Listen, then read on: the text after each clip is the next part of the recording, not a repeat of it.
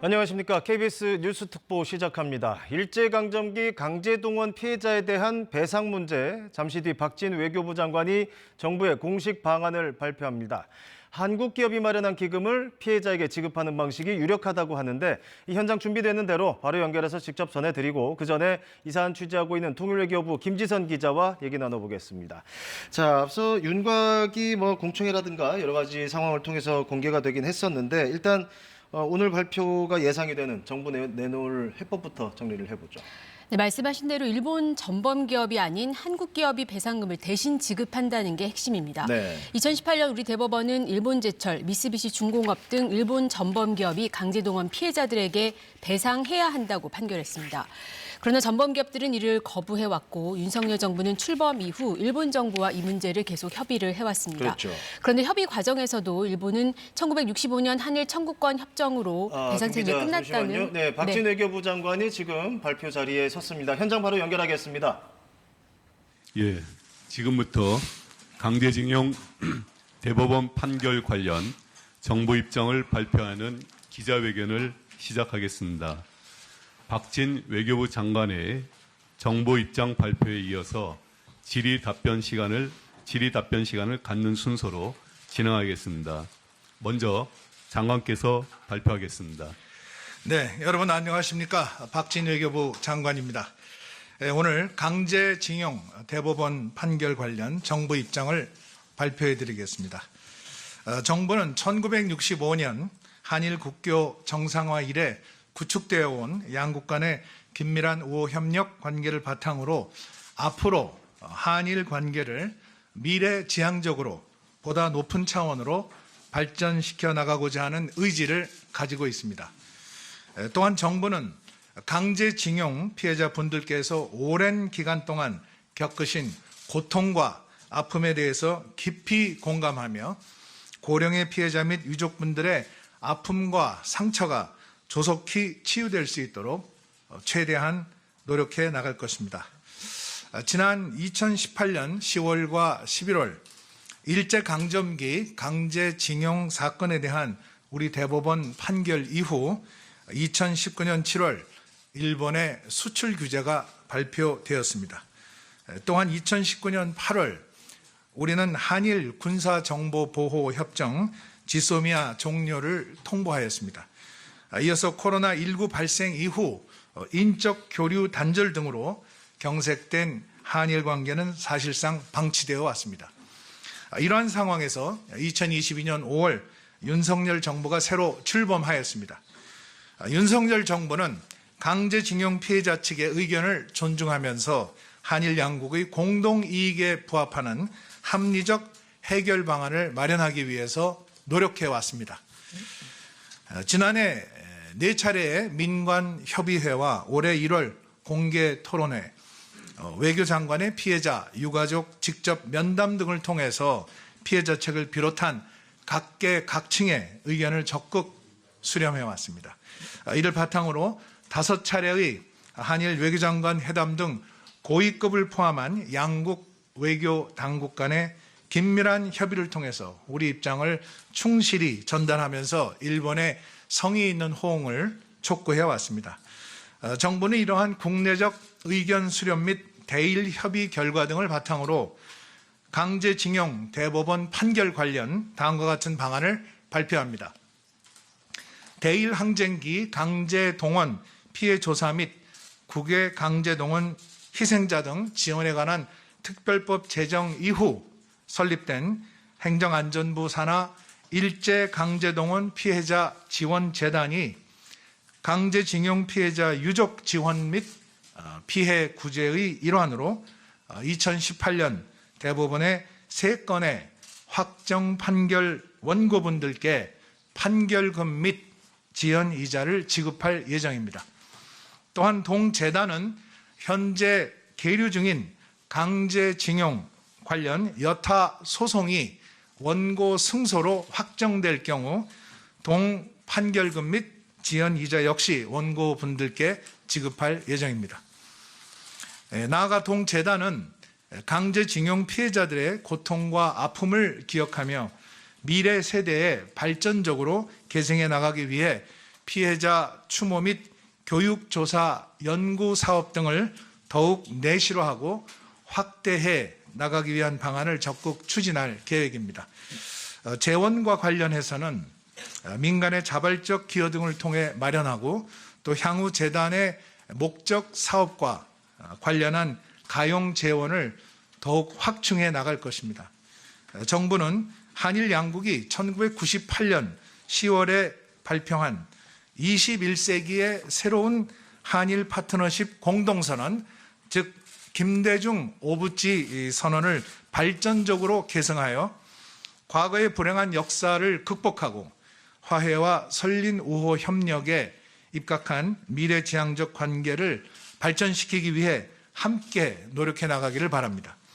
아울러 정부는 최근 엄중한 한반도 및 지역 그리고 국제 정세 속에서 자유민주주의, 시장경제, 법치 그리고 인권이라는 보편적 가치를 공유하는 가장 가까운 이웃인 일본과 함께 한일 양국의 공동 이익과 지역 및 세계의 평화 번영을 위해서 함께 노력해 나갈 수 있기를 바랍니다.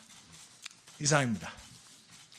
예, 이어서 질문 답변 시간을 갖겠습니다. 박 장관의 일정상 질문은 3개만 받겠습니다. 호명된 기자분은 매체명과 성함을 밝혀주시기 바랍니다. 예, 노민호 기자님. 예. 네, 장관님, 유수원 노민호입니다. 정부의 이번 강제동원 해법 발표는 역사에 남을 것입니다. 그간 한일 간 협의를 이어왔지만 결국 일본 피고 기업의 직접적인 배상금 참여는 견인하지 못했습니다.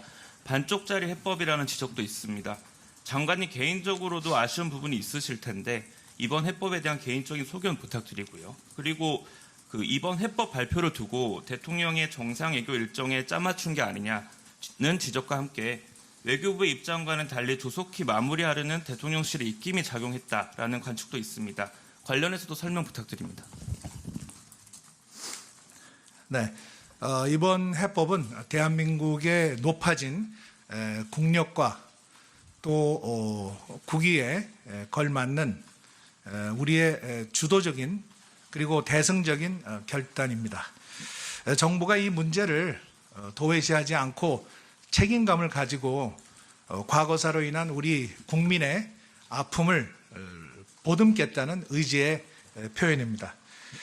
피해자들에게는 실질적 대안을 제시하고 과거를 기억하는 또 새로운 노력을 제시한 것입니다. 이것은 문제 해결의 끝이 아닌 진정한 시작이라고 생각을 합니다.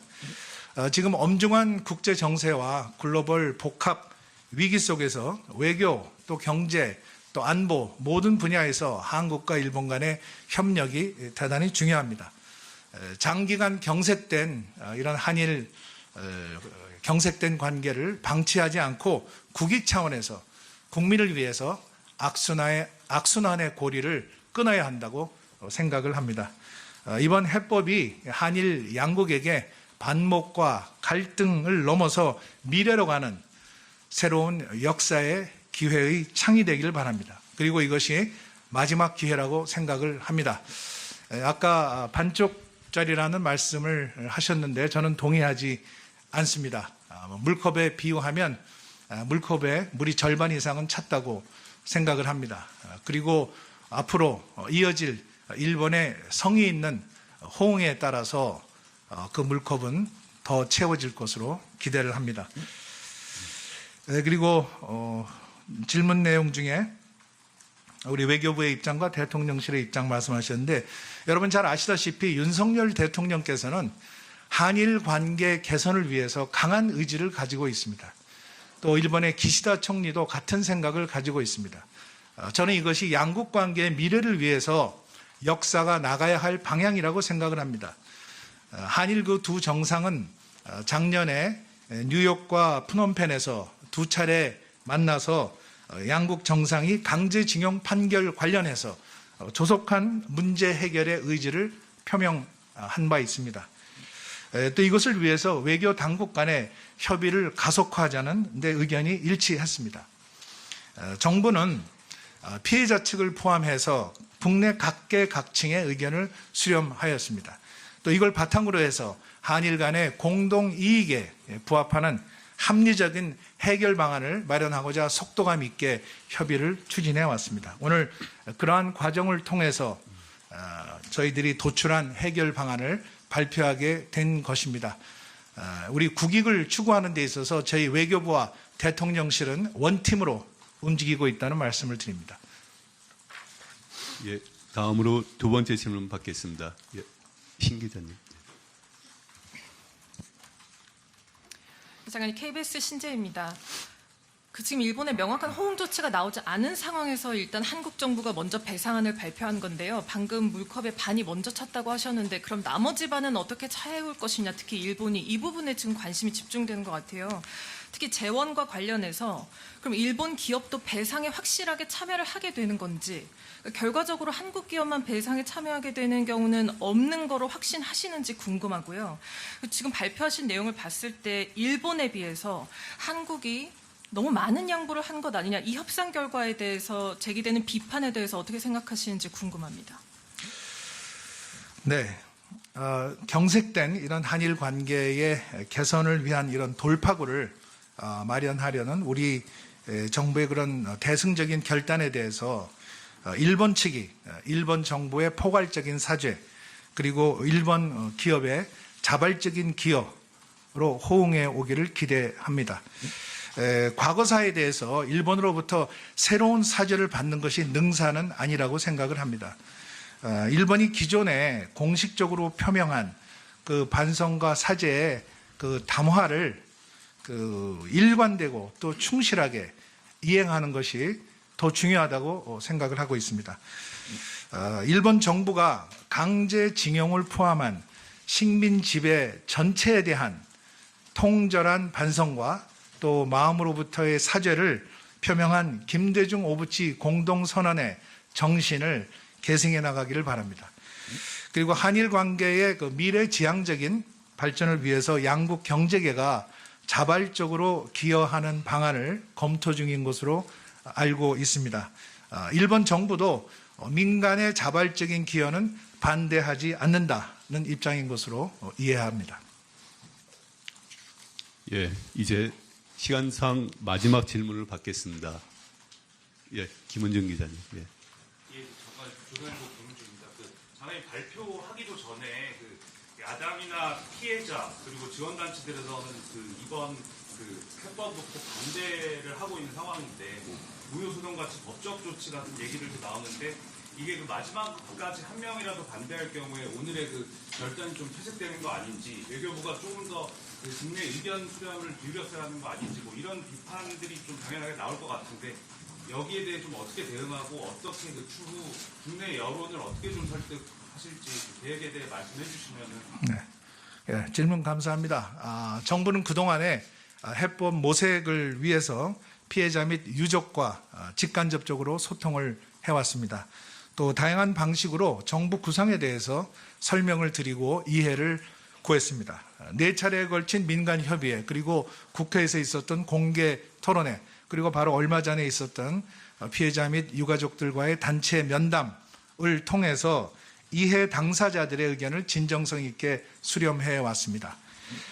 많은 유족분들께서 우리 정부의 구상에 대해서 이해를 표해 주셨고, 또 상당수의 유족분들은 이 문제가 조속히 종결되기를 바란다는 의견을 주셨습니다. 정부와 또 저희 재단은 앞으로 이런 피해자 또 유족분들과 지속적으로 소통해 나갈 것입니다. 또 향후의 진전 상황을 충실하게 설명을 드리고 또 의사를 확인하는 노력을 계속해 나갈 예정입니다.